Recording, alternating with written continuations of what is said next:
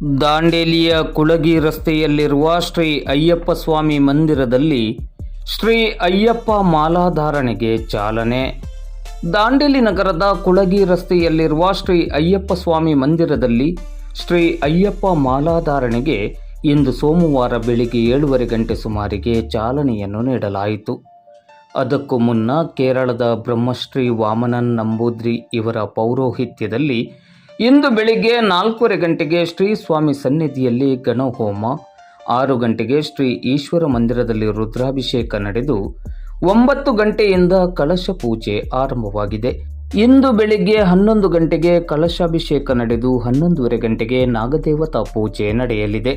ಸಂಜೆ 7 ಗಂಟೆಯಿಂದ 7:30 ಗಂಟೆಯವರೆಗೆ ದೀಪಾರಾಧನೆ, ಆ ಬಳಿಕ ಪಡಿ ಪೂಜೆ ನಡೆಯಲಿದೆ. ಕೇರಳದ ಬ್ರಹ್ಮಶ್ರೀ ವಾಮನನ್ ನಂಬೂದ್ರಿ ಅವರು ಗುರುಸ್ವಾಮಿ ಮೋಹನ್ ಸನದಿ ಅವರಿಗೆ ಮಾಲಾಧಾರಣೆ ಮಾಡಿ ಈ ವರ್ಷದ ಮಾಲಾಧಾರಣೆಗೆ ಚಾಲನೆಯನ್ನು ನೀಡಿದರು.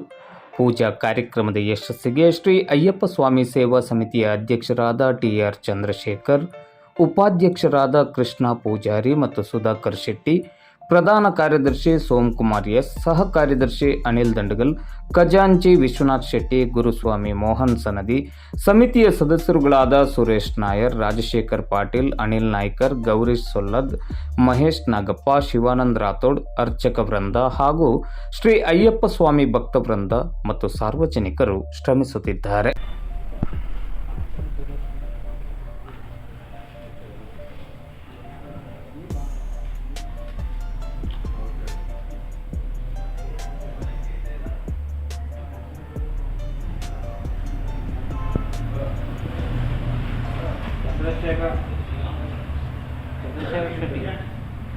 चंद्रशेखर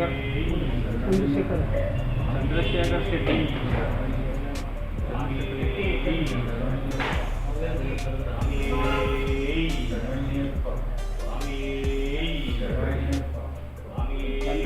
चंद्र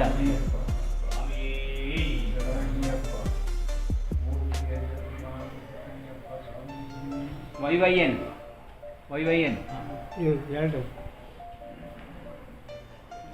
पूरा आपका है ना? नहीं, दो